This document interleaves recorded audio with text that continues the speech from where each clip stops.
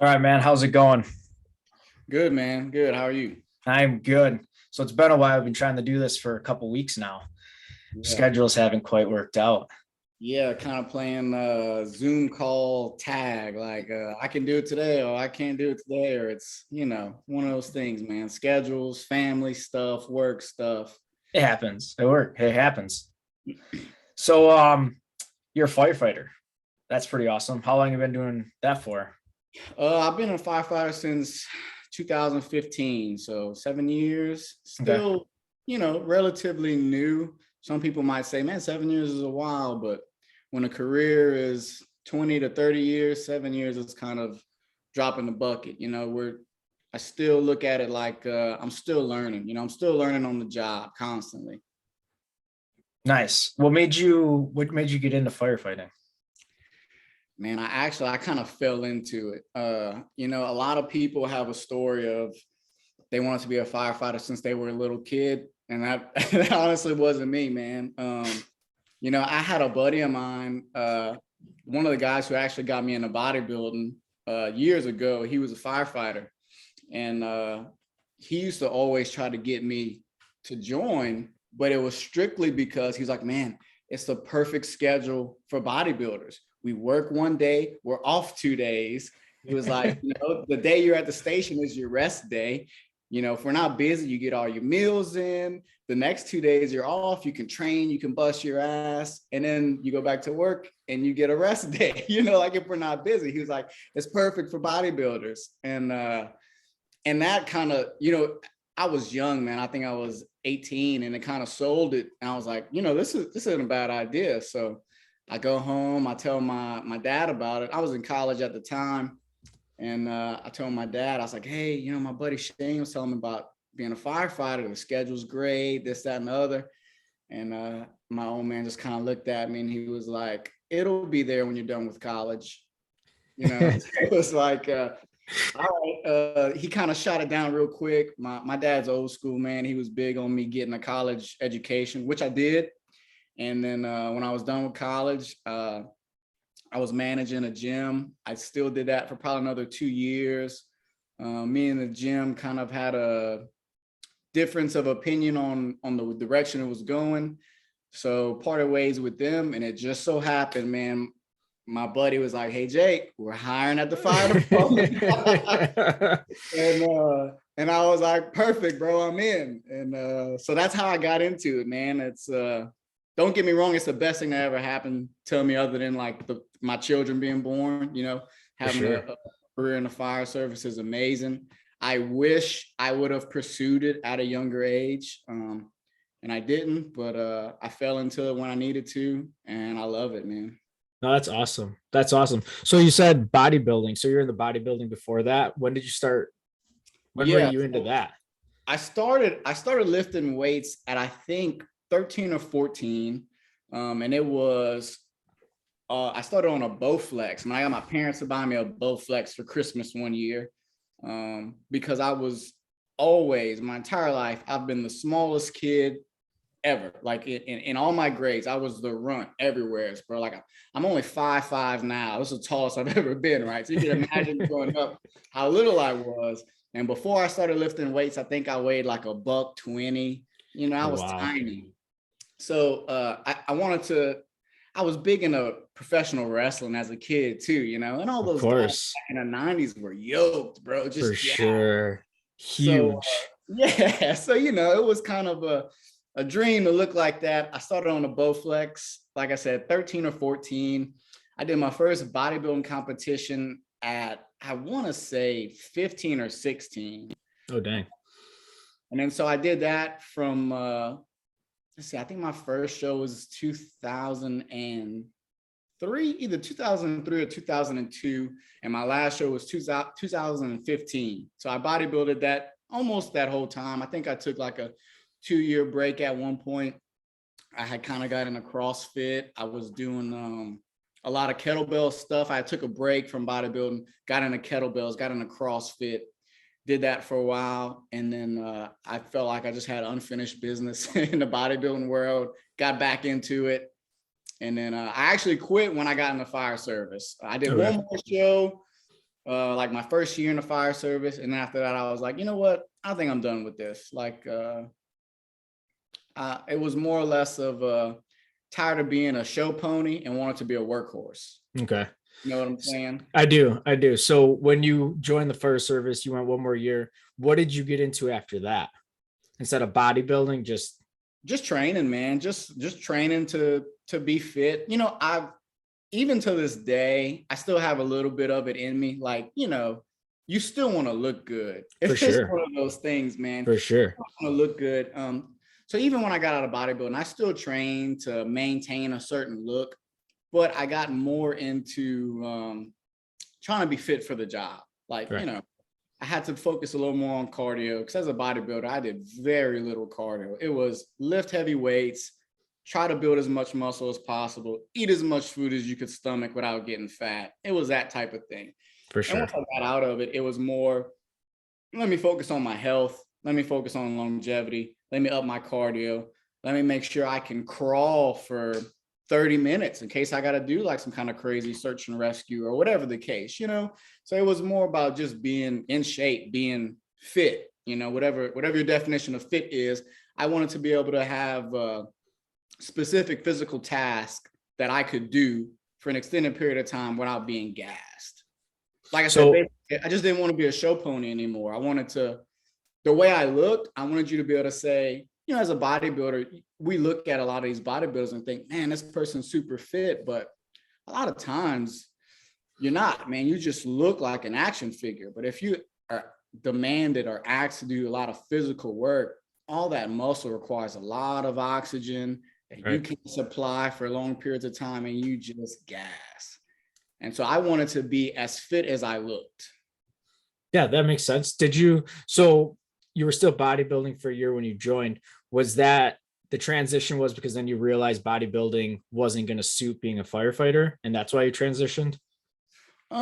Partially, but the main reason, honestly, man, was just, I just, you know, I got into bodybuilding at a young age, wanted to be big. And my goal was to be an IFBB pro. I wanted to be a pro bodybuilder. I wanted to earn that pro card. And my goal was to earn a pro status before age of 35. I got into the fire service. I think I was 28.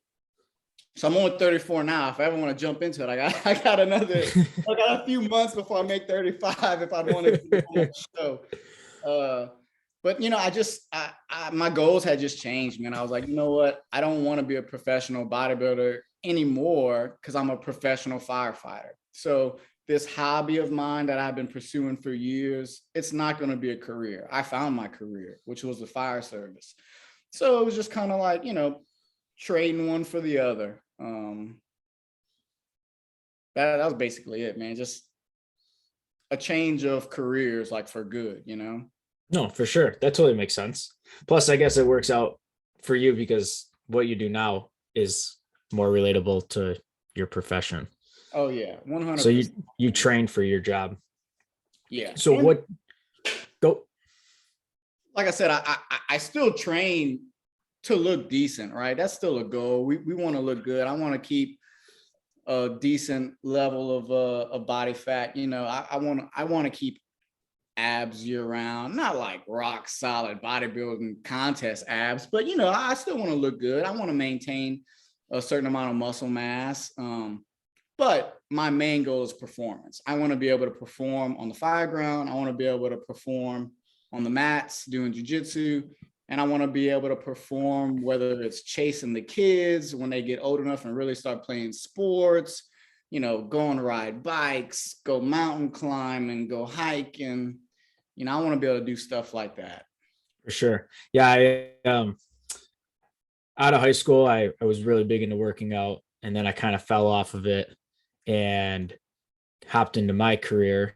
And then just within the past like 2 years, I was like, all right, I got to get back into shape. I have kids now. The goal now is for them to always have to keep up with dad. I never want to have to keep up with them. So that's been my goal now. It's like, all right, just get in shape, totally kick ass. You don't have to look good. You just have to be able to do everything. And then they have to keep up. So I totally get it. How many kids do you have? I have two. My little girl's 10, my boy's 8. Nice. Nice. I have three boys, Yeah. 3, 6, and 8.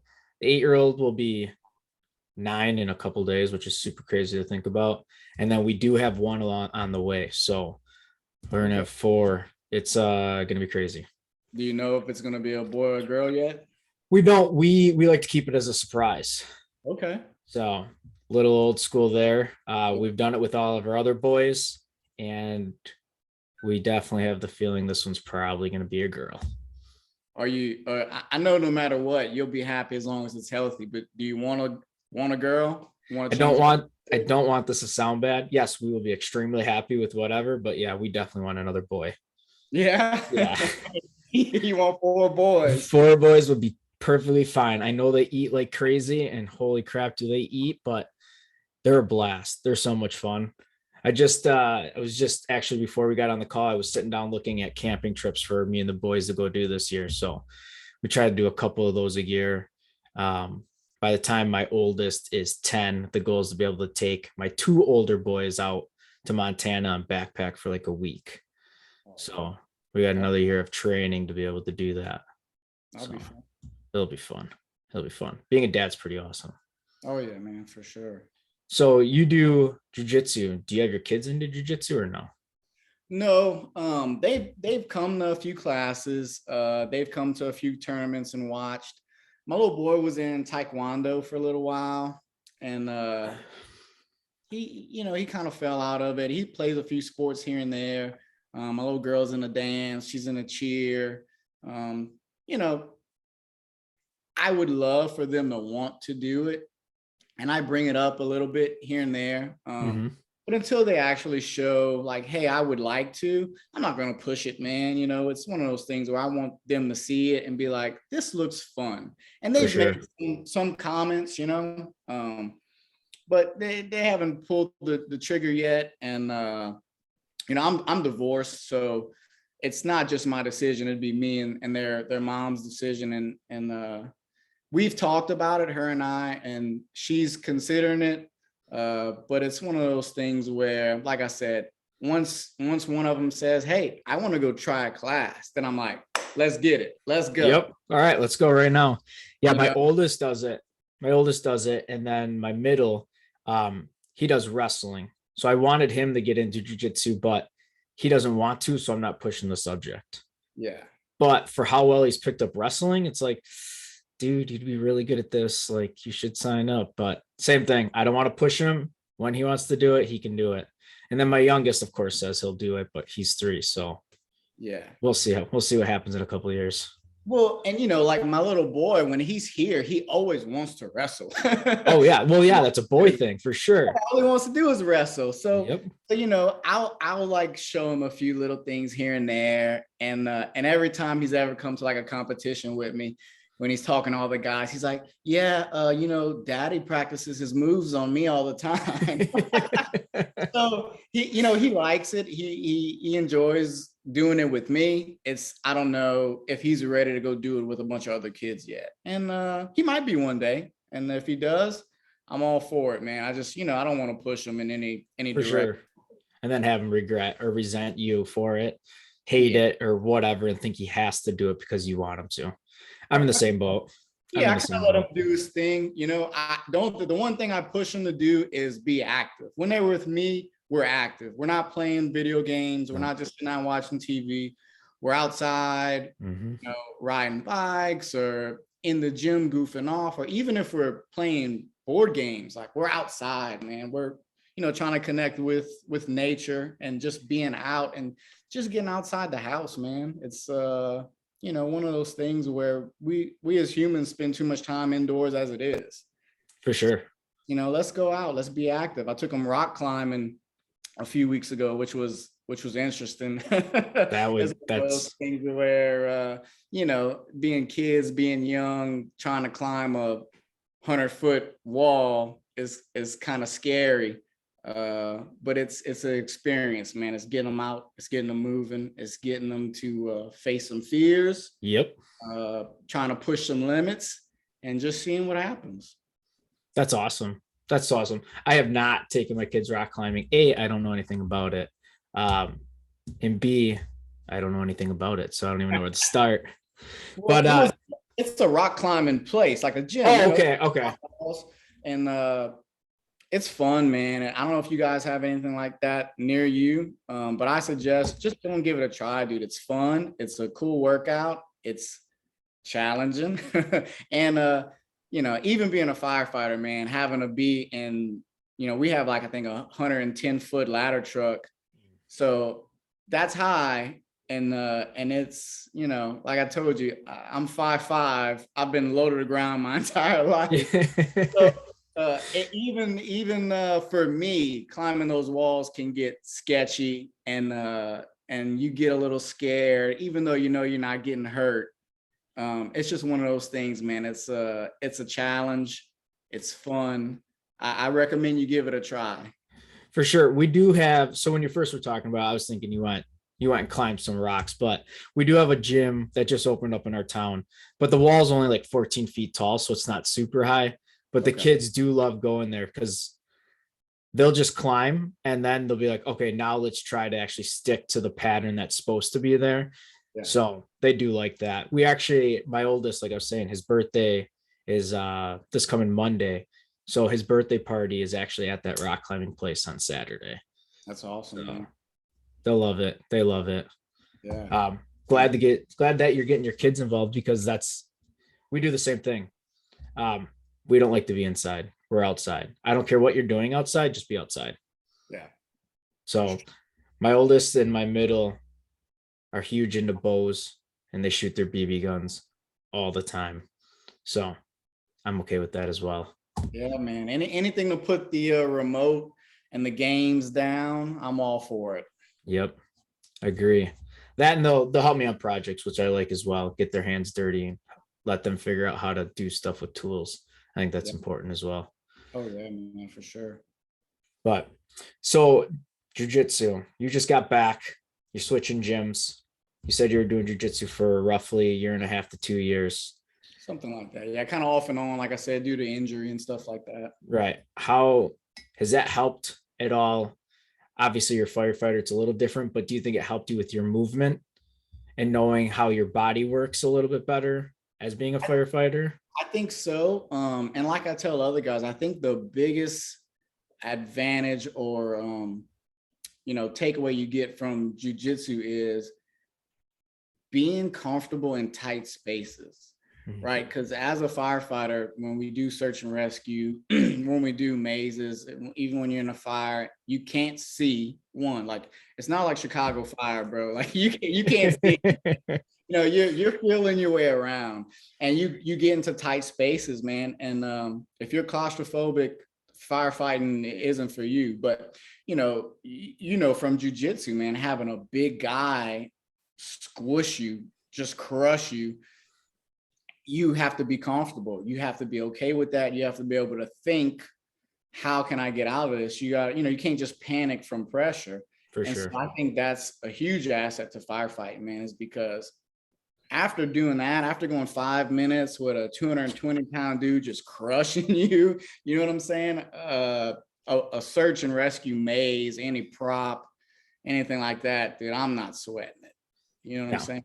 Oh, I mean, I totally agree. We got some decently sized guys at our gym, and they get on you and you're just like, oh my God, I can't move. I can't even figure this out right now. But you learn how to slow down, think about it. What's my next move? And you don't freak out. So I could see how that can be an advantage. Yeah. And like you said, same thing, learning to control your body, learning to think under pressure, and learning how to not let pressure control you. Right. Because same thing, in a fire, you could end up in a bad situation. It's just the way things happen. You have to keep your head clear and be able to think. Same thing in jiu-jitsu. Someone will get you in a super bad situation, and you have to be clear-headed and think, what's my next move? How do I get out of here safely? So there's a lot of lessons, man, you can take away from one to the other.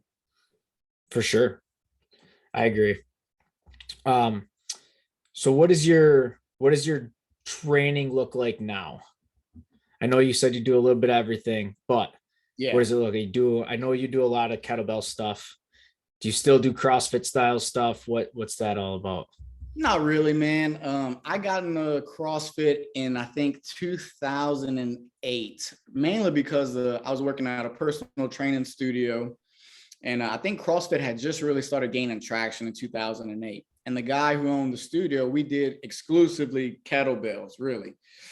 And I didn't even know what CrossFit was until he told me about it. And he said, man, I would really like one of our trainers to get CrossFit certified just so I can see what it is, because it's a big thing right now, and see if it would help the gym out. And I was like, cool, bro, I'll go. I'll check it out. So I went, took the class, did the certification.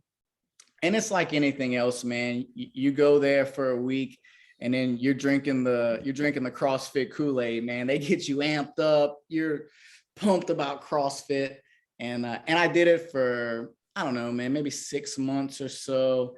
And I ran into the issue that I see a lot of people with CrossFit is just getting injured, man, having to do explosive Olympic lifts and sometimes push the loads for time. I think for certain individuals can be a recipe for disaster, right? Because at a certain point, a lot of people forget about their form, forget about their technique, and they're just worried about the clock. And I was kind of one of those people because I'm competitive. I want to finish this workout quick. And so I had a lot of little reoccurring injuries. And I was like, man, I don't think this is the smartest way for me to train. And some people do great with it, man. So I got no knock on CrossFit, but it just wasn't for me. So I went back to mostly kettlebells, and then I slowly got back into bodybuilding. And then, like I said, when I was done with all that, I am where I am now. And mostly, man, my workouts consist of kettlebells, bodyweight calisthenics. I do some mace and some steel club work. That's mostly just kind of accessory stuff. The meat of my workouts are kettlebells and body weight. I'm slowly implementing barbells back in. I had gotten away from them for a while, just because I really love kettlebells. But the simple fact that you can't lift a heavy enough kettlebell for certain things, For sure. You want to deadlift, good luck finding heavy enough kettlebells to really challenge you if you're decently strong. So I'm starting to do some more deadlifts with the hex bar. I'm doing some barbell squats again. Hadn't done those in a while, and it's just changing it up. I usually lift 2 to 3 days a week, full body every time.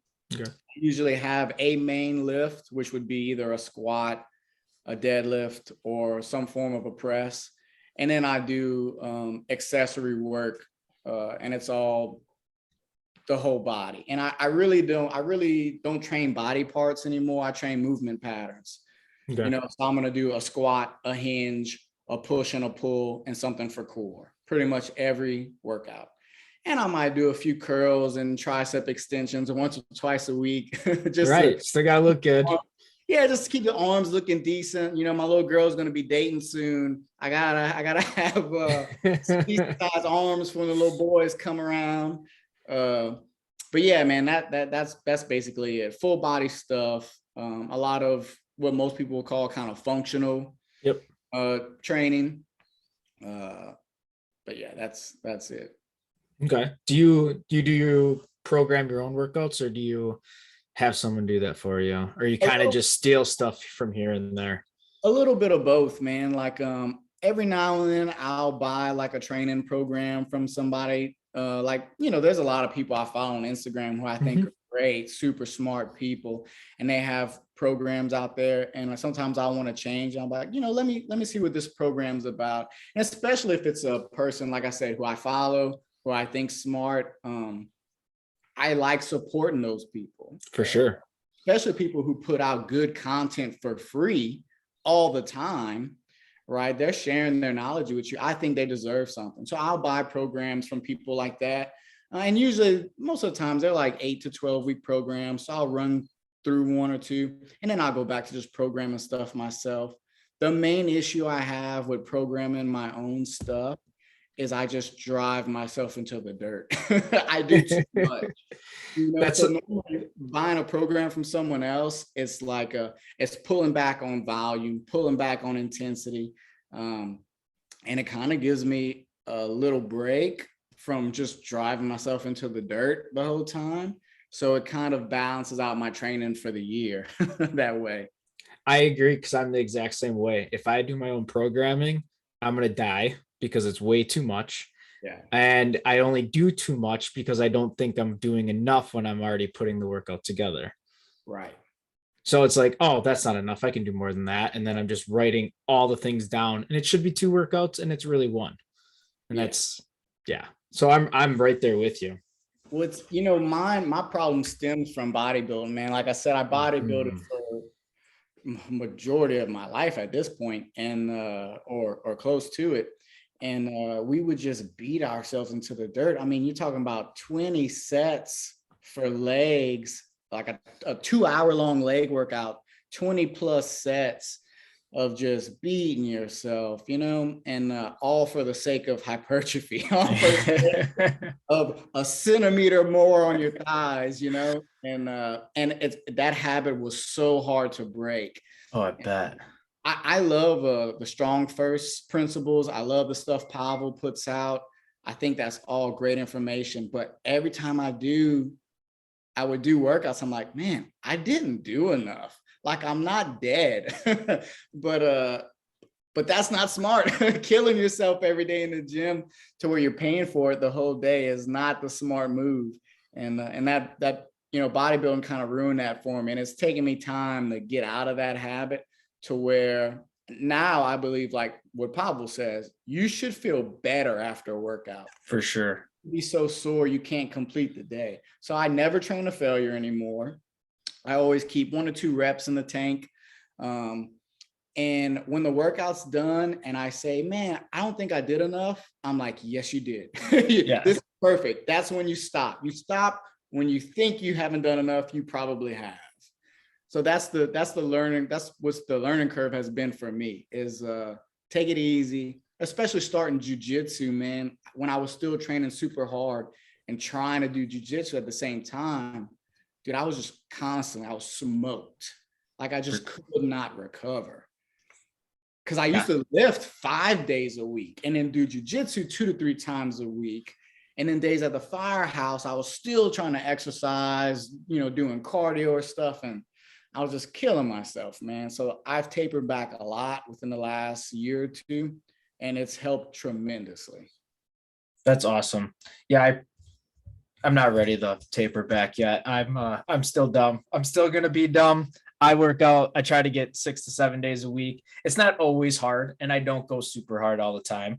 Like, some days I'll just go in and I'll literally just get like 250 mace swings in, which sounds like a lot, but when you're only doing 10 reps each side, take a break, do it. It's just really movement at that point to keep the habit rolling. Yeah. Jiu-jitsu, I train pretty hard. I do that 2 days a week. How often do you do jiu-jitsu? I try to do at least 2 days a week. With my work schedule, I'm really only home 3 days a week or so, because I'm full-time at the fire department. Our schedule is 24 hours on, 48 hours off. Yeah. And I also work at another fire department part-time, and that's every 6th day. So my work schedule is I work 48 hours, I'm off 48 hours, I work 24, I'm off 24, and I repeat it. Gotcha. So I really only have 2 to 3 days I'm home a week. Some weeks I might have 4 days. It just depends on how the rotation falls. Right. So if I'm home, I try to make a jiu-jitsu class at least once. Some days, life gets in the way of that. Mm-hmm. My minimum is 2 classes a week, 3 lifting sessions a week, and at least 1 cardio day a week, which is typically running. And we have a parking garage right across from the firehouse I work at. So I run inclines and then I run upstairs. So that's like my cardio day. I'll jog here and there. But that road work stuff, man, God didn't build me for that. Running is not something I'm good at, but I do it enough because I suck at it. I'm like, if you suck at something, you got to do a little bit of it. For sure. Less. For sure. Yeah, I definitely don't do enough cardio. I don't mind running. I just don't do it. I'd rather just be in the gym throwing around some weight. I feel like my cardio is jiu-jitsu when I'm just getting smoked by other guys, which is great cardio, but I know running would definitely help with that.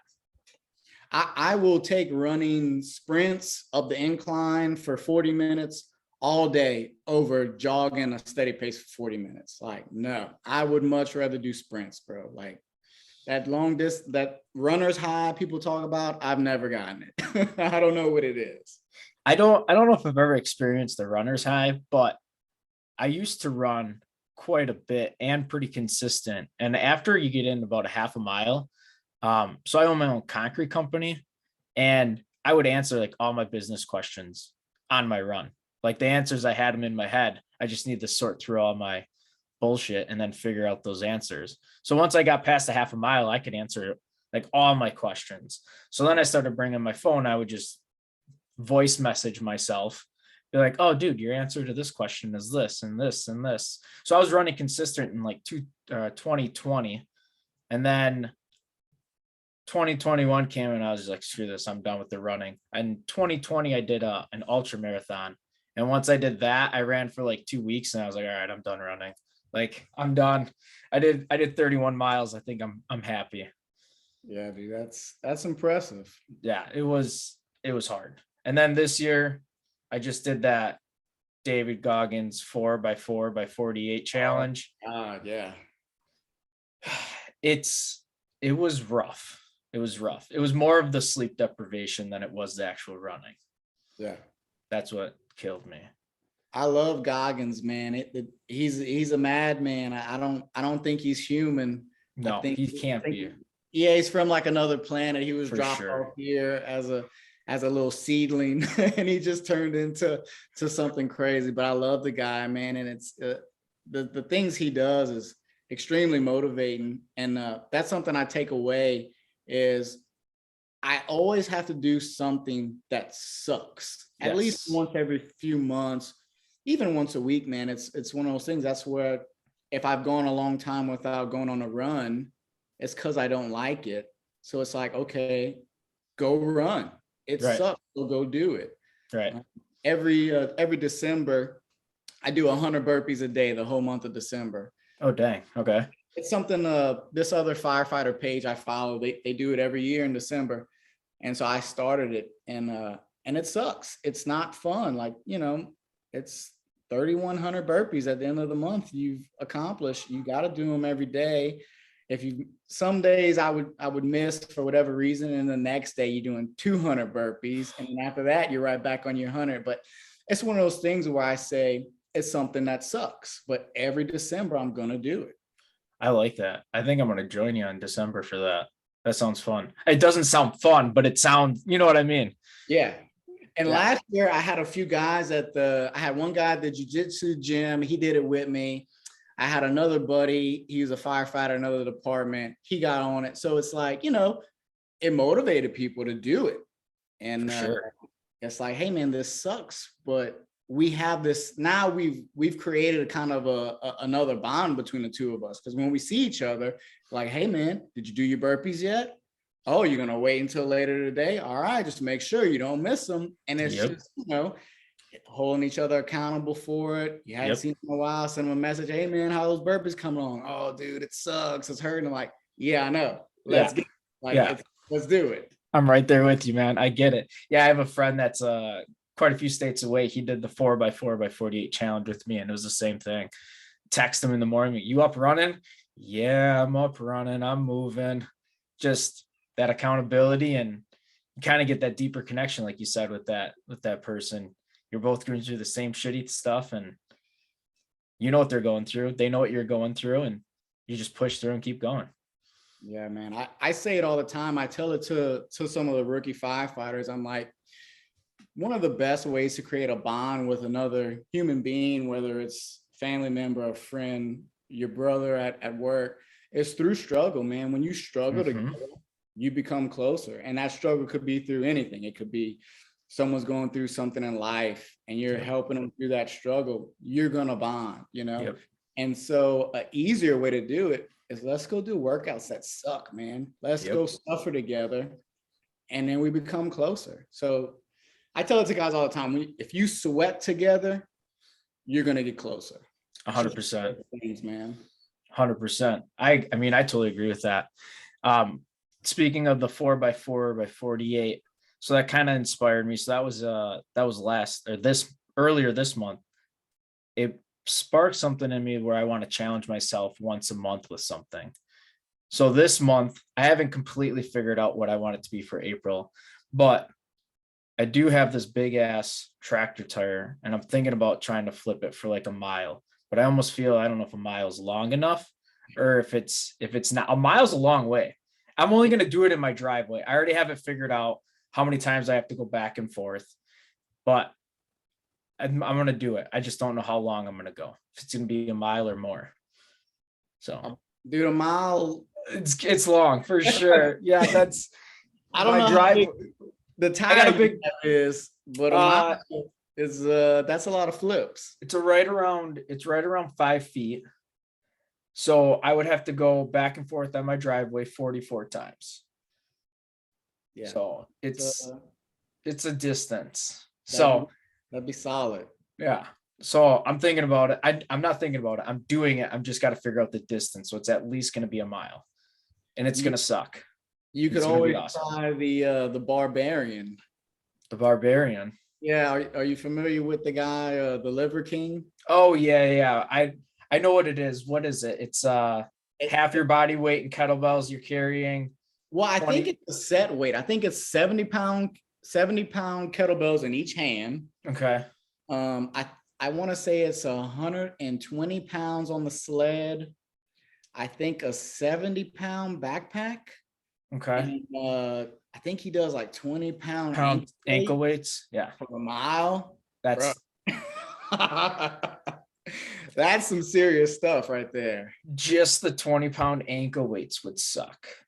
I did a mile just holding 2 35-pound kettlebells. That was it. Just a mile holding 2 16-kilo kettlebells. And bro, just that, I mean, smokes your grip, smokes your traps and upper back. And I was like, I can see how you have to work up to the Barbarian.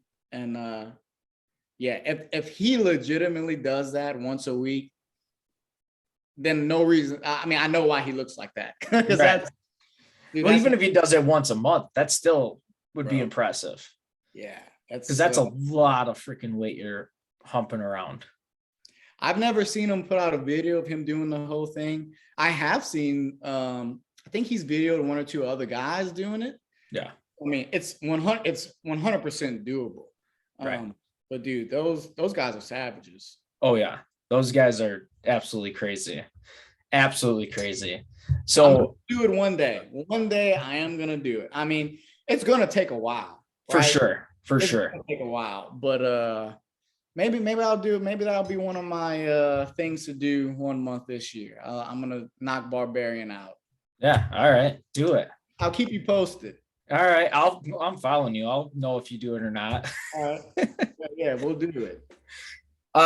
So like the end of January this year. Let me back this up. So when I started jiu-jitsu, all the guys would tell me my grip strength was amazing. You know, doing concrete work, I'm moving stuff all the time. It may be only a couple pounds at a time, but it's all day, every day. Well, I kind of wanted that power and that strength in my legs. So I started wearing a 10-pound weight vest every single day. And I have up until like this past week, I think I took a couple of days off. But at the beginning of this month, I went from 10 pounds to 15 pounds. The only problem is I don't know how to measure if I'm actually getting stronger in my legs or not. But I'm way less gas when I'm not wearing it, and my heart rate's way lower. Oh, so yeah. I guess that's one way to measure. But yeah, even 15 pounds a day doesn't sound like a lot, but after you get about 15,000 steps in, you're like, holy crap, I am tired. Bro, it is a cumulative effect, right? For sure. It's I used to use this example a lot and say, you want to see who has the biggest calves? It's people who are heavy. For sure. Go look at heavy people. I have never seen a really heavy person with small calves. Nope. Because they're carrying around that weight all day for years. Every day. Yep. Oh, those calves are going to grow. So it's the same concept. If you're adding an extra 15 pounds to your body, it may not feel like a lot right away, but it's a cumulative effect. Like you are getting stronger. For sure. Or carrying around extra load, they are going to adapt and get stronger. For sure. Yeah. The goal, I don't know why I wanted to do it, just to try it out. But the goal is by June, I'm going to ramp it up and do 20 pounds and then try to just finish out the rest of the year carrying around 20 pounds 90% of the time. So if I'm home from work and I hit over 10,000 steps, I usually take it off. But if I didn't hit my 10,000 steps and I'm home, I don't take it off until I hit that. So that's a good idea, man. I like that. Yeah. And I have one of those, I don't even know what it's called, those hyper vests or whatever. They're the really thin ones. They have like the little like 1-inch metal blocks in them.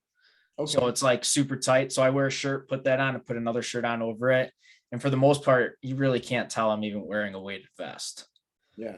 So sometimes you can, sometimes you can't, but I guess I really don't care. I'm doing it. So I had got into weighted vest training for a while too. I don't know if you're familiar with Jim Wendler. Jim Wendler was a world-class power lifter. Okay. And he does a lot of these weighted vest things now. He almost exclusively does that. And he calls it walrus training because he's like, it's the like dad in the neighborhood version of Navy SEAL training. Like you're not a SEAL, but you're walrus, right? You have to read his you'd have to read his description on it, but he does a lot of this stuff, and it's usually like 3 to 4 exercises, body weight. Every now and then he'll have like a kettlebell movement with it. But it's wearing, I want to say, either 10 or 20% of your weight with the vest. Okay. And like his classic go-to is squats, push-ups, pull-ups with the weighted vest on. And he'll pick a desired number and do it. And so I did that for a while, man. And I actually really enjoyed it. And it's like you said, it's only 20 pounds added to your body weight, but it's a cumulative effect of just doing those 3 body weight exercises with that extra 20 pounds of weighted vest. You'll be surprised how much stronger you get in those movements. You take that vest off and our pull-ups are a breeze, dips are a breeze. For sure. It's the same thing. If I get home and hit my 10,000 steps, I take that 15 pounds off and it's almost like you automatically get a second wind. Nothing's as hard anymore. Everything just got super easy. Like even just getting in and out of the car, 15 pounds at the end of the day, that's a lot of extra movement and you feel it. Yeah, man, for sure. So it's been fun. I don't know. I come up with really stupid things to do. So no, man, it's good. It's a challenge, It's anytime you add some form of resistance to even super easy casual task, like you're working, man, you're working harder. For sure. And I like to say, like, everybody says like concrete work's super hard to do. I kind of disagree. I think it's super easy. I don't think it's that hard. I just like to make it harder. And now I'm going to wear a weight vest all concrete season and really making it hard. So we'll see how that goes. That's going to suck though, because we've had already a couple warm days and it gets hot. That weighted vest gets really hot really quick. It's nice actually when it's cold out because it's almost like an extra insulator, because as soon as that metal gets warm from your body heat, it just holds that heat in. So even cold days, you're warm, and it was awesome. So at first I was like, it made it easier because I was staying warm.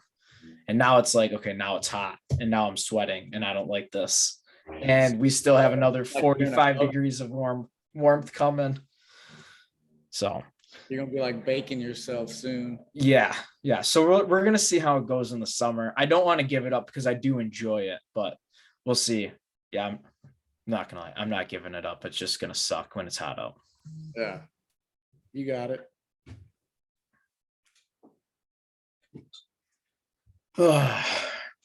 So what's the goals for this year? Anything crazy? You did a couple. How many jiu-jitsu competitions have you done? You going to do any more of those this year? Or? So far I've only done 2. I'm signed up for one in May. I'm contemplating if I'm going to do it. just because the last few ones I've done, it just so happens, man, like every time I have a competition, it falls on the weekend like that I have my kids. Right. And it's like, I'm dragging them there. It's kind of taking time away that we could be doing other things. And like I said, they've had fun the last two we've gone to.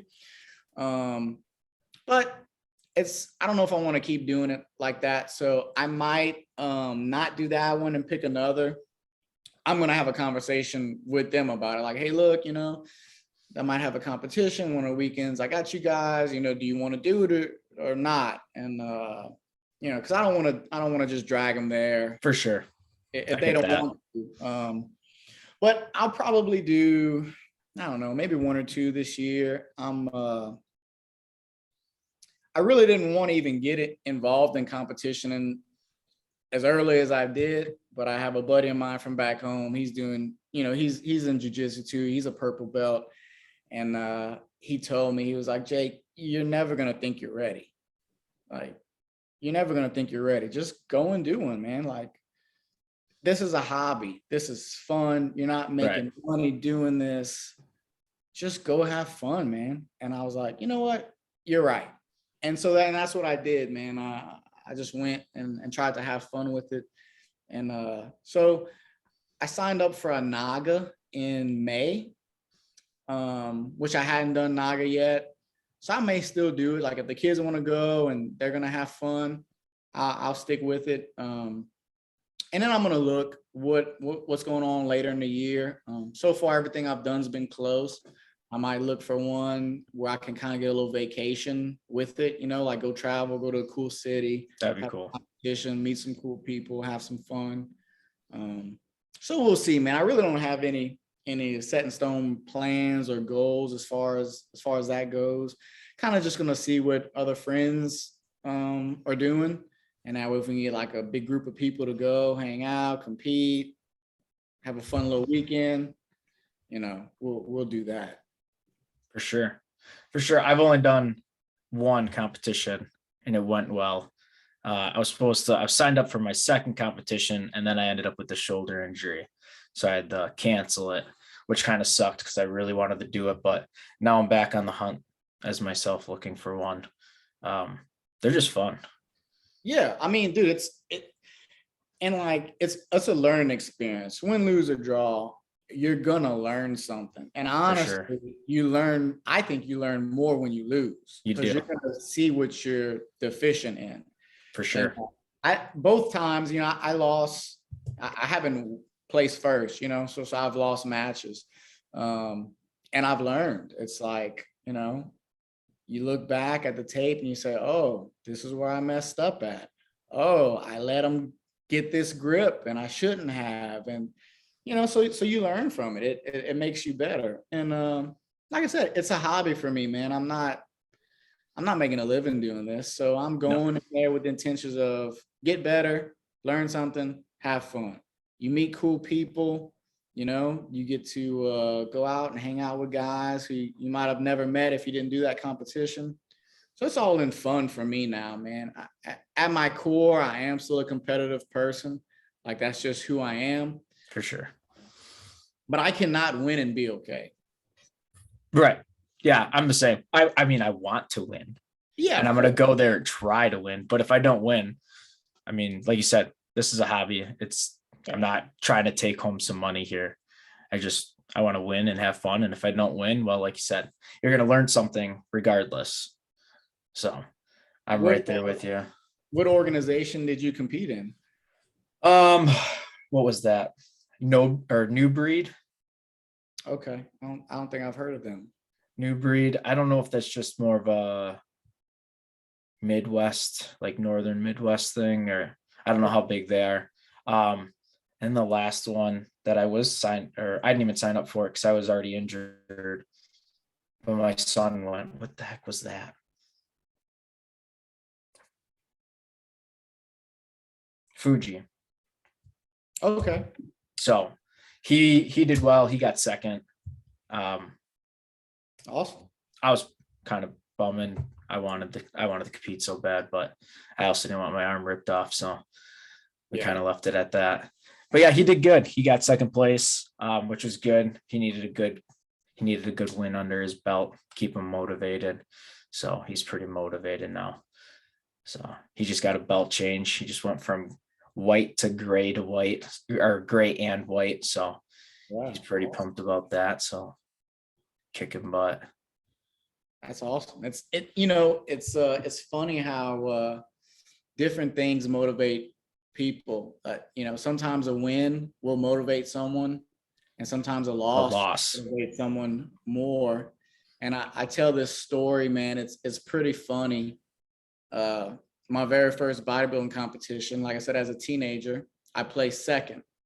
And I had a ton of people telling me, man, you deserve to win. You look better. You were in better shape, yada, yada, yada, like friends and stuff like that.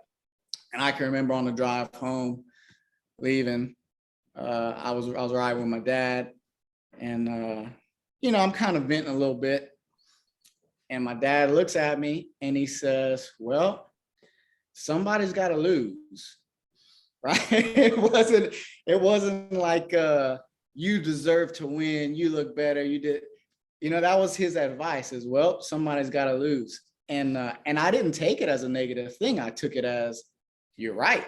For sure. Everybody can win, right. Somebody's got to lose. And that, dude, that one little thing motivated me so much to where my next few shows, I won them. I worked super hard. And so my very first jiu-jitsu competition, I lost. And I made a post on social media and I quoted my dad. So my girlfriend had pictures of the match, and she made like this little collage and made a little magnet to go on the fridge. And in quotations, it says, somebody's got to lose. So my dad was over at the house like a month ago, and he's just kind of looking around and he sees the magnet and he goes and he looks at it and he kind of makes a little face. And my girlfriend says, hey, you know why it says that? And he says, why? Like he didn't remember. And she says, well, that's what you told Jake the first time when he lost that first bodybuilding competition. And he kind of smirks and he looks at me and he looks back and he goes, well, it's true. And I was like, that was kind of my upbringing, man. He was never one to kind of say, you should have won, right. You should have placed better. It was just kind of like, somebody's got to lose, son. Like, right. And work hard enough to win, or you don't. Man. That's what it is. Like, that's and so I'm just saying, it's funny, man. Like that motivates me a ton. For sure. Yeah, I almost think like the best is like when you don't get first, but you still kind of place, where it's like, okay, I'm good enough to place, but I'm not good enough to get first. So I need to work. I'm good enough to still do this, but I need to get better so I can be better and get first. So I almost think that's best when you don't go in with your first or second tournament and you lose, but you still place. You know what I mean? Where it's like you kind of get both. You have work to do, but you're learning, but you're also not so defeated where you're like, fuck this, I'm not doing it anymore. Right. Yeah, I'm grateful that like in bodybuilding, I'm grateful I lost my first competition, because if I would have won, would I have worked as hard? I can't answer that. I don't know. And it goes with a lot of things. Like people who have undefeated records, I mean, that's great and it looks great. And sometimes those guys are super dominant. But you have a lot of guys like, I think Kamaru Usman has one loss on his record. I think so. And it's like, if he would have never lost, would he be as dominant as he is today? I mean, I don't know. But I mean, because Khabib undefeated and he was as dominant as you can be. Right. I think it just affects people differently, man. I think sometimes that one loss, especially I think an unexpected loss, changes your mindset. Like example is St. Pierre when he lost to Matt Serra. Nobody saw that coming. And I can guarantee, dude, St. Pierre was probably a savage in the gym for the next. Oh, yeah. We had that rematch. Oh, yeah. You know, so I think there's value in losses. I think losses can be super motivating for a specific person or type of people. Right. But I'm grateful for that. Like I'm grateful for all the failures I've had in life because none of them have ever put me down. Like I've always looked at any type of failure or loss as, okay, I got room for improvement. For sure. I personally think that's important. I do too. I do too. Yeah, because if you're just always winning, you're never going to know what it's like. You never know what you need to improve on, you know? Yeah. So that's awesome. All right, man. I actually got to get wrapping it up. What's one piece of advice you'd give someone for them getting started? Man, the easiest thing I can say is work hard. It doesn't matter what you do, man. You know, if you're trying to get started in fitness, the best thing to do is find something that you're able to do and hammer it.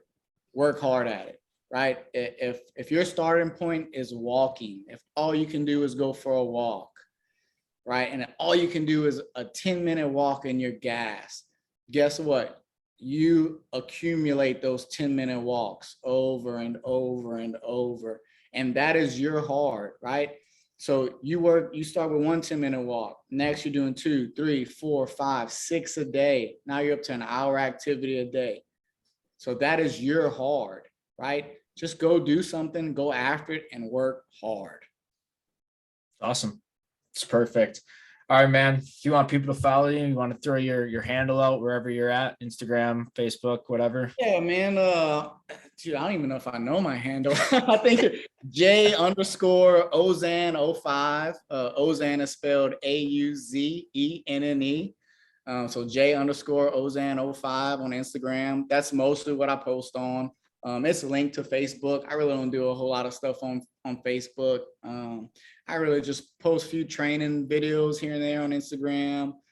Trying to get people motivated, trying to get people moving. My main thing now is other first responders, specifically guys in the fire service.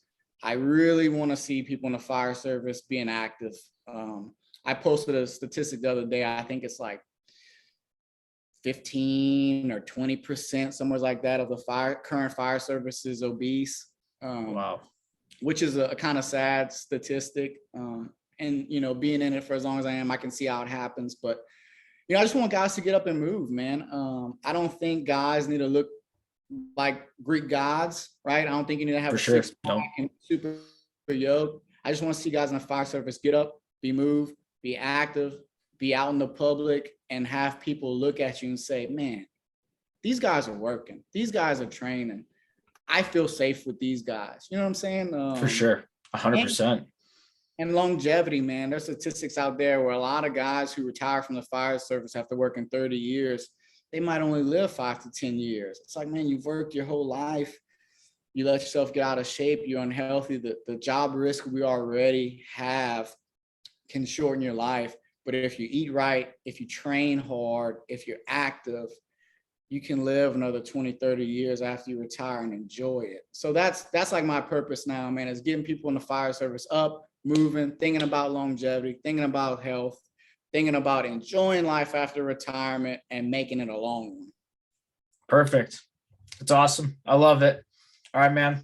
I really do got to go. I appreciate it. And have a great day. All right, man. Thank you. You too. Thanks.